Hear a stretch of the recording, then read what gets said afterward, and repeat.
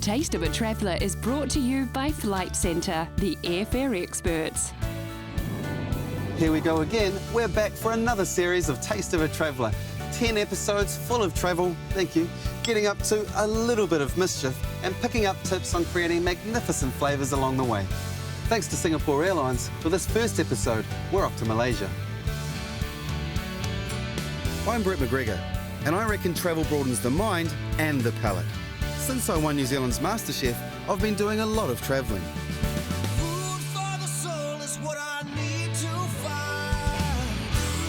In this series, I explore the food of Southeast Asia, and then I bring my experiences back home to recreate those flavours for my friends and family.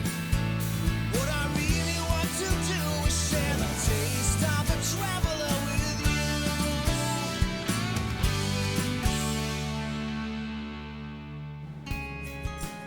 you. I'm heading to a very special place in the Straits of Malacca, 5 kilometres off the west coast of Malaysia. On approach, it's not difficult to see why this private island was recently voted #1 resort in the world by Condé Nast Traveller. This is Pankor Laut Resort. The Pankor Laut Resort is impressive, with 9 restaurants and bars, 140 suites, and still only takes up 20% of the island. Some of the suites are over the ocean, whilst others are scattered amongst the rainforest.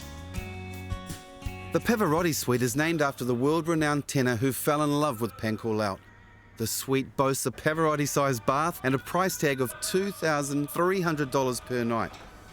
Staring out across the tropical rainforest and bay from the balcony is enough to touch and inspire the hardest of hearts. Nesam Doma. And beyond the resort is the remaining 80% of the island, left to beautiful virgin rainforest, teeming with monkeys, bats and hornbills. A walk through the forest to the other side of the island reveals Emerald Bay. The bar here is called Chapman's Bar, after a British commando, Spencer Chapman. His is an epic James Bond-style story, behind enemy lines during World War II, avoiding the Japanese and arriving in the dead of night to this bay to make his escape. After 15 days of struggling through the jungle and swimming many kilometres to get to the island, this was the rendezvous point. A British submarine came right in here, just 45 metres offshore, and Chapman swam out to it. But I'm on a mission of my own, to learn some new recipes from the chefs at the resort. My teacher has asked me to come with some ingredients, including a fish, so I've jumped back to the mainland to this fishing village to pick up the catch of the day. Seems it's been a big morning for squid. There's a whole lot of flavour that could have gone into pasta going to waste there. Once the squid is unloaded, I can now spot what I'm looking for. Short of me going out in the boat and catching this myself, it doesn't get any fresher than this. OK, man, I reckon I'm going to take this one. This one, fish. Oh. This one, the kurupa. Yeah? OK, I'll take this one. Oh. That's good, huh? Good. OK, how much? $20. It's all yours, buddy. Okay. Thank you. Yeah? Good. Thank you. Thanks. Thank you. Back at Pankor Laut's resort, it's one more stop for some ingredients from the herb garden. This is pandan, and it smells beautiful.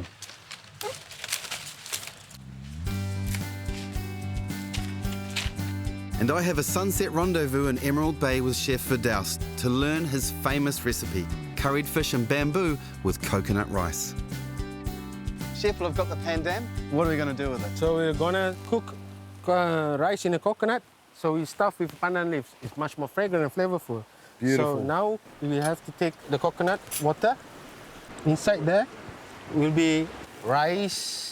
We have to put bit by bit. So it is the same amount of rice to water or coconut water, whatever you're going to cook it with. And then we put the coconut water. Oh, beautiful. Until it's filling. What a fantastic way to cook rice. I bet it's going to be fragrant and delicious. OK, so it's always 1 to 1. So if you put in 10 tablespoons of rice, 10 tablespoons Tablespoon of water. Beautiful. And now what now, Chef? Take the pandan and close the hole. Oh, so just roll it up like that and squeeze it in? Yep, yep. Okay, good, great. And then we cover up. So we just put it on the papaya, barbecue. That's it, Brent. 25 minutes. Beautiful.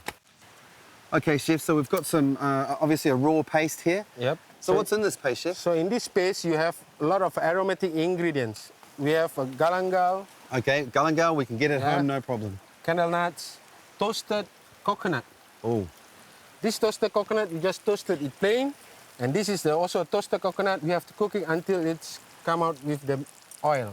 this is an ingredient that I actually used in a rendang in Series 1. Yes. Yep. So we've got some lemongrass. Some lemongrass, some garlic, some shallots, some turmeric, some galangal, palm sugar. And then down here, what's this one? This centinela. Centinela. Yep. Oh, that's quite fragrant. Okay, chef, now there's another thing here that I've never seen before. Well, we don't get it home very often anyway. It's turmeric leaf. Oh, I can smell the turmeric in there. Okay, so that's just the turmeric leaf. And if I can't get that at home, do I just use a little bit more fresh turmeric? Yes. But chef, there's some things here I don't know what they are. So could you help me? This is a water wort. Almost a little bit creamy. It's a cross between parsley and I reckon, Watercress. yeah, I reckon I could get away with watercress. Yep. The papaya shoot. Okay, so papaya shoot's very hard for me to get, Yep. but I'm thinking I could probably use some moistened tea leaves and a candle nut. Yeah, candle nut to make it more milky, more tastier. So I can't get these at home very easily, so I always use a macadamia. Yeah, better. We can marinate it already, Brent. There's the oil coming out. Quite important. Yeah. Okay. This you have to marinate around 1 hour to make it much more flavorful. The So- paste is really fragrant, really delicious. And then for the leaves. So we have to take our bowl. I'll hold that for you, chef. So we mix all the leaves in. Everything's in. And then the bamboo shoot, we just pick with our hands. The centinela is very good. All is fragrant with the turmeric leaves already been shredded out. Okay. This is what's going to take this dish to the next level. So now we have to put the leaves in. Can you assist me? I sure can. The bamboo, okay? And then we add in the fish. So 3 pieces, and then more herbs. Okay, this time we have to put the herbs and make it packed. So another layer, I think. So the fish. Okay, so do you leave any gap at the top at all, chef? Yeah, a or- little bit gap. Okay. Okay, put more. Okay, that's it. And so crushing those leaves also releases all of Release their the aromas. Aromas, oils inside the leaves. So it's So what very now? flavorful. Now, go to Barbie. Here, Brent. So put on the charcoal on the Barbie, 15 minutes maximum. I cannot wait to taste this dish, chef. Yeah, of Thank course. you so much. My pleasure. A Pancor out sunset and curried fish and bamboo. Man, it's good to be alive. That's the first time I've ever eaten anything like that. And it is really, really delicious. I can't even explain. Coming up, it gets a little hot and sweaty in the jungle. You said you had some good news and some bad news.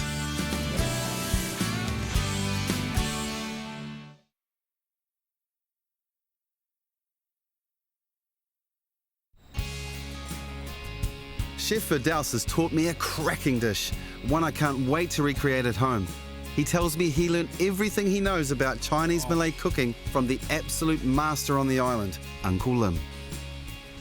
Uncle Lim is a real legend around here. Originally, he was the resort owner's personal chef, and then when this resort started up 30 years ago, he was the #1 employee. Today, he has 81 years of authentic Chinese Malay cooking behind him. Man, I'd do just about anything to get a one-on-one session with Uncle Lim to tap into that knowledge and experience. Uncle Lim has a hock chew noodle recipe handed down from his mother that I would love to learn. I've asked around to see if I can get an audience with the mysterious Uncle Lim, and I may have made some progress. Ross is the resort's manager, and he's rather curiously asked me to put on some shorts and trainers and to join him down here at the wharf. He's got some news to tell me. Ross, how'd you get on, mate? Good, good. Have some good news and some not so good news. All right, let me in on it. Uncle Lim did agree to teach his mother's secret recipe. Beautiful. You said you had some good news and some bad news. Yeah, I've What's the bad news? asked you to dress in a certain way today because we have a small challenge, which is called the Chapman's Challenge, which is a 6.5K foot race through the jungle, followed by a nice swim at Emerald Bay, and I think you're the perfect guy to help us promote it. So what do you say? All right, well, I accept the challenge, but I'm not happy about it. Right. Let's do it, eh? Good, thanks. Guys, are you ready? They say there's no such thing as a free lunch. It seems the same goes for an ancient hock chew noodle recipe too. Chapman's Challenge is in May each year and attracts crazy competitors from around the world. It's not as tough as what Commando Chapman had to go through back in 1945. But that's no comfort to me right now. Ross has done this before and recorded the 5th fastest time ever, so I'm going to need to pull every trick in the book to keep up.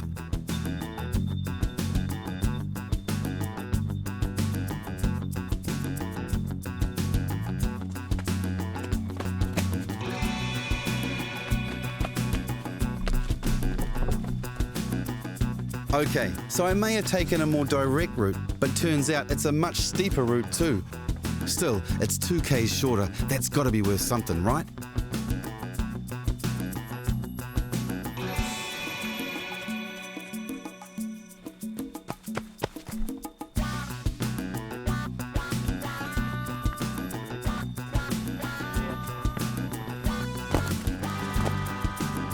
Oh yeah, I nearly forgot. And now a lazy 1 kilometre swim.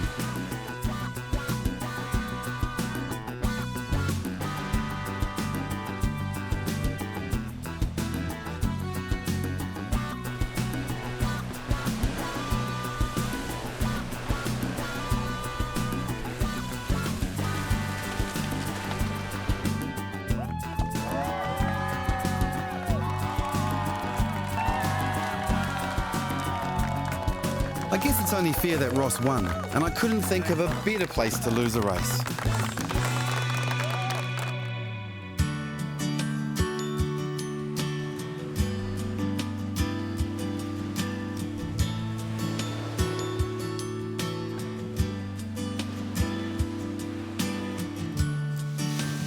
Just because I took the easy trail doesn't mean the body didn't feel it. I'll tell you one thing for nothing. I feel I've definitely earned my rendezvous with Uncle Lim tomorrow. Thanks to Flight Centre, you can win return flights to Singapore and Bangkok with Singapore Airlines. You'll stay 2 nights in the Signature Suite at the Orchard Hotel Singapore before flying on to Bangkok, staying 3 nights at Dasatani, Bangkok. You'll have $1,000 spending money, and on your return you'll enjoy a hamper of our sponsors' products to recreate those Asian flavours. Go to tvnz.co.nz/taste of a traveller and follow the prompts to answer a question from this episode. Good luck!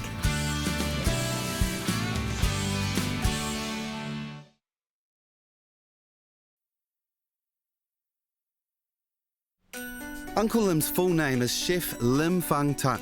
He's played host at Uncle Lim's kitchen for over 30 years, and today he's agreed to show me his mother's recipe for hock chew noodle. Somebody pinch me. Okay, Yeah, Uncle Lim. Just one? Yeah, one more. Okay. And garlic. And then put the chicken meat and prawn. How much, Uncle Lim? Not too much. Oh, okay. And prawn. Oh, the big prawn. Good? Anything else? It's good? Yes, please. Okay. Nothing else. And oyster sauce. One? One more, all right. One more? A little bit, okay. This is black sauce. Okay. This recipe has remained unchanged for centuries, from generation to generation. Why would you change Chinese Malay gastronomic perfection? And the vegetable. Not too much. Okay. Chicken sauce. Okay. Okay, enough. Enough? And the noodles, okay. Good? Yes, sir. Pepper. Kita no need to pepper. Yeah, pepper. Okay now. Finish. The plate, yeah. Uncle Lim, it smells beautiful. I cannot wait to try. Thank you. This is what I love about authentic Chinese Malay cooking. It's simple, it's delicious, straight to the point, no mucking around, and a really good meal straight on the table in 5 minutes. Thank you so much. It's good. Thanks to Singapore Airlines, it's back home and straight to the Avondale markets to see what I can find locally to use in that awesome curried fish recipe. Fairdale said you could stuff your bamboo with any type of herb you like. I'm going to keep it fresh, keep it seasonal, and use my favourites. Some mint, some morning glory, and some coriander. Now, Fairdale's taught me something that I had never, ever seen before, and that was cooking with bamboo. We have an abundance of it here in New Zealand, so we might as well use it. Now, I've created a really beautiful laksa paste here. I've used some fresh turmeric, dried as fine, candle nuts, which you can actually get in New Zealand now, amazing. If you can't get them where you are, replace them with some macadamias, some coriander seeds, some cumin seeds, and of course a selection of my favourites, especially galangal. It's like a laksa paste. I've bashed that together until I've got a really beautiful, smooth paste. Time to cook it out. Pan on a medium-high heat. I'm using some Olivado sesame oil here. It's untoasted, which means I can fry in it. A great flavour enhancer as well. Good couple of tablespoons of that goes in, and straight in with my paste. You've got to cook the paste out for the simple reason that if you don't, it'll still be raw by the time the fish is cooked in the bamboo. Okay, just like cooking any other paste out, that little bit of oil that you're putting in now will suck straight into the paste, but eventually it'll come loose and come out again, which is exactly what you want. Now you can see the oil's just starting to separate from that paste again, which means it's time to hit it with some delicious Trident coconut cream. Just about 50-60 mils goes into there, just to loosen your paste off. Now I'm just going to add in a little bit more Trident coconut cream. The reason I'm using Trident coconut cream is because I know it splits, creating that beautiful oily residue that you get on top of a curry. You know that's gold. Okay, the paste is cooked out beautifully, so I just want to turn the heat off, let that cool slightly, and then begin to marinate the fish. Okay, take your cooled curry marinade and pour it directly over your fish. Now, if you've got a little bit of time, you can cover this, put it into the refrigerator, but even 5 minutes is going to be enough time. I'm using a little bit of hāpaka today, one of my personal favourites, but any firm flesh white fish would work just as well. It's about 350 grams. And now for the part I love the most, the stacking. Now, it's really important that you do two things. One, get a good length of bamboo, maybe 30 centimetres long, and leave one end in, take the other end out, okay? So hollow it out if you need to, or just cut it just before that notch. Of course, give it a little bit of a rinse inside to get rid of all of those shavings from when you've cut it off, but basically, that's our cooking vessel. Rightio, take your selection of herbs. I'm using morning glory, a little bit of mint, some coriander, and even some basil. I'm definitely going to use a couple of kaffir lime leaves as well. Okay, get a few together, start pushing them down. Now, I've got a lemongrass stalk here, a really nice long one, and that's just going to help me to pack everything down. Okay, that's my first layer done. So I'm simply going to crumple a kaffir lime leaf like so and pack that in just so that I've got extra flavour. Oh, I can smell it already. Take a third of the fish and just pack it down inside the bamboo. Now, the moisture from the paste and the delicious coconut cream is going to be enough to steam that fish inside the bamboo. Okay, now back to your herbs. Okay, fresh herbs in again. Push down on top of the fish. That's your first layer. So just repeat the process until you get to the top of the bamboo. They'd have to be pretty proud of me, I reckon. Such a great way to cook. Got my special Thai barbecue here, really easy to find at a local Asian supermarket. Now, a really good thing to remember about these is that this cooking method was used back in the day for fishermen. They used to take these tubes with them when they went out to sea, and that way they could preserve their food for a lot longer. Now, the best thing about this cooking method is that you could do it on the barbecue, you could do it on an open fire. You just really have to watch it, because when the steam stops coming from the top, you know that your fish will be cooked all the way through. Now, while my fish and bamboo is cooking, I'm going to get on some rice. Now, I'm using black rice today. All I've done so far is rinsed it under some water just to get rid of any grit. Straight into a saucepan. Now, this way is slightly different to the way that we learnt in Malaysia, because this absorption method, you need to use double the amount of liquid to rice. So flatten the rice out in the bottom of your saucepan and simply add your liquid. Now, of course, I'm cooking this in coconut water just to add in that extra flavour. Now, to ensure you've got the right amount of water, put your thumb into the liquid, and as long as it comes up to that first notch, you know you're going to have the right amount. So simply bring it to a boil and cook it for 10 minutes or until the rice is just cooked through. Fluff it up with a fork and it'll be absolutely perfect. Just taking this off the Thai barbecue. It's bubbling away in there, it's nice and hot, but the liquid is actually gone. So it's dried up a little bit, which is exactly what we were looking for. The easiest way to open it, nice heavy knife towards one side of your bamboo, because I'm just going to take the top layer off. So just very carefully, jam it through like so. And really carefully break that off. You can see that we've got 3 beautiful layers, herbs, fish, herbs, fish. Oh. Fish is really aromatic, very, very moist. I'm really happy with how that turned out. Jack and Tracy are gonna love it. I've paired the fish cooked in bamboo with Dilmar's green tea with Moroccan mint. I find the two work superbly well together. Take a look at this Taste of a Traveller deal of the week from our friends at Flight Centre.